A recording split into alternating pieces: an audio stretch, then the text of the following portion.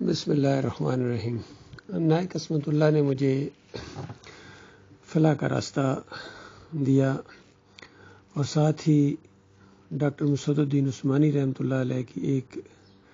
تقریر کی کیسٹ مجھے پکڑا دی کہ سر یہ بھی سنیں اور یہ پڑھیں، آپ یہ پڑھیے گا۔ خیر اس نے نہیں کہا، اس نے بیچ میں رکھ دی تھی،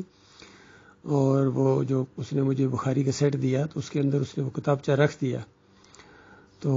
وہ مجھے بہت اچھا لگا، بہت ہی زبردست۔ اس میں توحید کی دعوت، ہر شرک کی تقریباً اس میں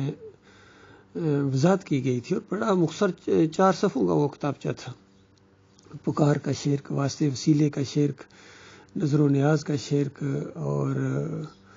ہر جگہ حاضر ناظر ہونے، اور یہ رکوع سجدے سب اس کے اندر شامل تھے کہ کسی کو اللہ کے علاوہ نہیں پکارنا ہے، اور دلائل سے قرآن آیات کے ذریعے اس میں حوالہ دیا گیا تھا، اور بالکل صحیح سمجھ میں آنے والی بات، سادہ بات۔ تو مجھے بہت اچھی لگی وہ باتیں، تو میں نے دوسرے دن یا پتہ نہیں تیسرے دن یا دوسرے دن میں نے اس کو بلایا اور اس کو میں نے کہا کہ اس طرح کی کوئی اور کتابیں بھی تمہارے پاس ہیں؟ تو اس نے 1-2 کتابیں اور دیں، وہ بھی مجھے بہت اچھی لگی۔ پھر میں نے مزید اس کو کہا کہ کوئی اور بھی ہے، چونکہ ایسا لٹریچر میں نے زندگی میں نہیں پڑھا، یقین کیجیے، جو خالص اللہ کی توحید اور وحدانیت کو بیان کرے اور مختصر اور جامع بات ہو، اور تحریر میں بھی زور۔ تو کہتے ہیں بھائی ابھی تو نہیں ہے، البتہ میں آپ کو لا کے دے سکتا ہوں۔ راولپنڈی میں شاید ان کا کوئی جاننے والے تھے، ان کے پاس ہوگا، تو میں نے ان کو کہا کہ آپ جائیں۔ تو بلکہ میں نے ان کو کرایہ بھی دینے کی کوشش کی، تو انہوں نے کرایہ نہیں لیا، اور کہتے ہیں سر یہ دینی کام ہے، اور دینی کام کے اوپر ہم کوئی اجرت نہیں لیتے ہیں۔ تو مجھے یہ بات بھی پہلی دفعہ یعنی سننے میں آئی کہ دینی کام میں کوئی پیسے نہ لے، اور بلکہ تو اس نے کہا کہ ہم نہ نماز پڑھانے کے پیسے لیتے ہیں، نہ اذان دینے کے پیسے لیتے ہیں، یہ تو مولویوں نے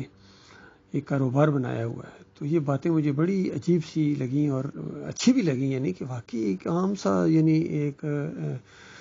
جوان ہے اور کیسی اس کی سوچ ہے۔ تو بہرحال وہ اور کتابیں بھی جب لایا، سارا لٹریچر میں نے پڑھا۔ ہمارے وہاں کمپنی کمانڈر میجر صفدر تھے۔ دوسرے دن جب مجھے پوری طرح شرح صدر ہو گیا، وہ کیسٹ سننے کے لیے اصل میں مجھے ٹیپ ریکارڈر کی ضرورت تھی، اور ٹیپ ریکارڈر میرے پاس تھی نہیں، میجر صاحب کے پاس ٹیپ ریکارڈر تھی۔ تو میں نے ان کو کہا کہ سر آج مجھے یہ ٹیپ ریکارڈر دیں، میں نے یہ کیسٹ سننی ہے، اور یہ کتابیں مجھے ملی ہیں، آپ ان کو ذرا پڑھیں۔ تو وہ پڑھنے کے بعد دوسرے دن مجھے کہنے لگے، جب میں نے پوچھا کہ سر کیا آپ کی رائے ہے، تو کہتے ہیں ارشد یہ معاملہ آپ کو اب پتہ چلا ہے، یہ مسئلہ ہماری یونٹ کے اندر 3 سال پہلے اٹھا تھا، اور یہی ایک آدمی ہے، اور ایک اور بھی آدمی تھا، اس کا بھی نام لیا، ملک جان، سپاہی ملک جان، یہ 2 ہیں، انہوں نے اسی طرح کی باتیں یونٹ میں کی تھیں۔ تو کرنل نجمل حسن ملک نے بڑی سختی کے ساتھ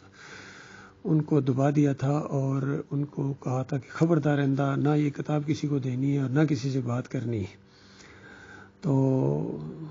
یہ معاملہ تو 3 سال پہلے مجھے معلوم ہے، آپ کو تو اب معلوم ہوا ہے۔ تو میں ذرا حیران بھی ہوا کہ اتنی زبردست بات ان لوگوں کے سامنے آئی بھی، تو اس کو دبا دیا گیا ہے۔ تو یہ مسلمان کس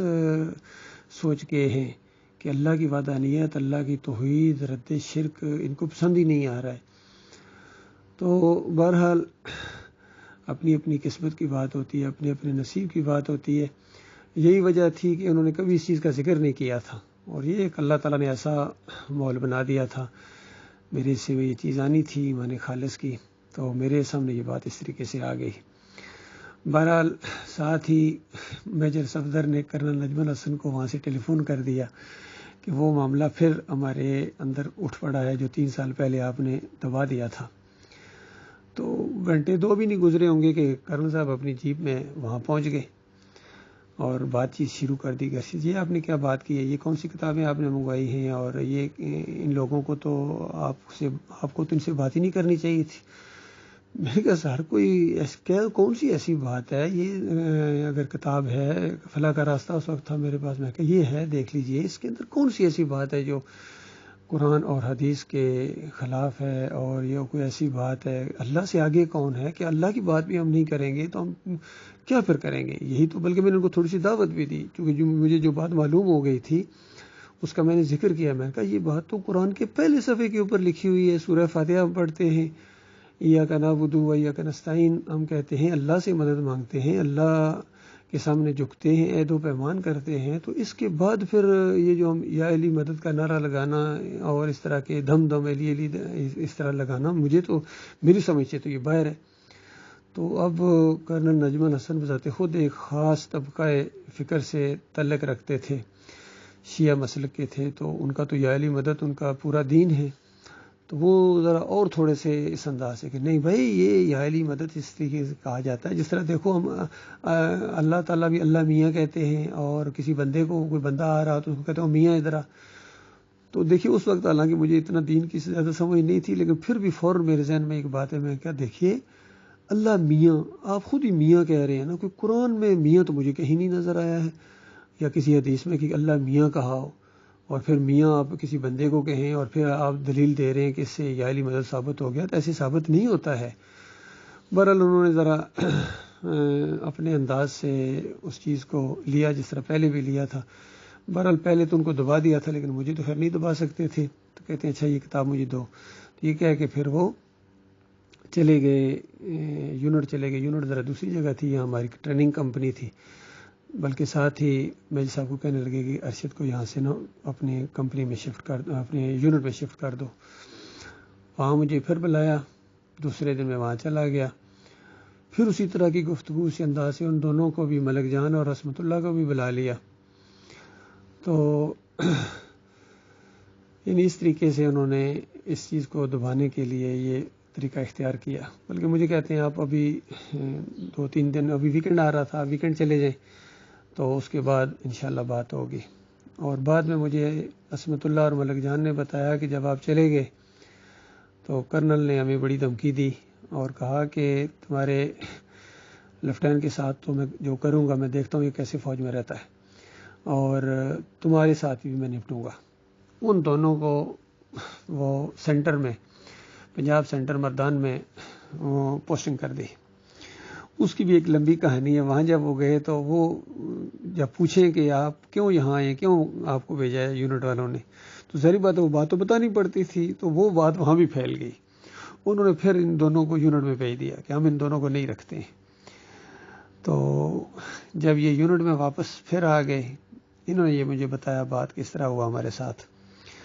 جب ادھر آ گئے تو کرنل نے ان کو ایک آپشن دیا کہ دیکھو اب تمہاری نوکری ویسے بھی 14-15 سال ہو چکی ہے، تو میں تمہیں جو ہے یہ میرے پاس اتھارٹی ہے، میں تمہیں پری میچور ریٹائرمنٹ کر کے تمہیں یعنی ود فل بینیفٹس میں تمہیں گھر بھیج سکتا ہوں، نہیں تو تمہارا بڑا برا حال ہوگا یہاں۔ تو انہوں نے کہا بھی ہم نے اسی میں خیر سمجھی کہ ہو سکتا ہے بعد میں نکال دیں، جس طرح اپنے لیفٹیننٹ صاحب کو نکالنے کے لیے کہہ رہا تھا، ہمیں بھی نکال دے گا تو ہمیں تو کچھ پینشن بھی نہیں ملے گی، چلو جتنے سال رہتے ہیں کوئی بات نہیں، ہم پینشن تو مل رہی ہے، حساب کتاب تو مل رہا ہے۔ کہتے ہیں ہم نے درخواست لکھ کے دے دی کہ ٹھیک ہے ہمیں بے شک گھر بھیج دو۔ تو ان دونوں کو تو فل بینیفٹس کے ساتھ اس نے گھر بھجوا دیا، چونکہ سی او یہ کر سکتے ہیں۔ میرے لیے ان کو ایک دوسرا طریقہ اختیار کرنا پڑا، وہ یہ کر نہیں سکتے تھے اس طریقے سے مجھے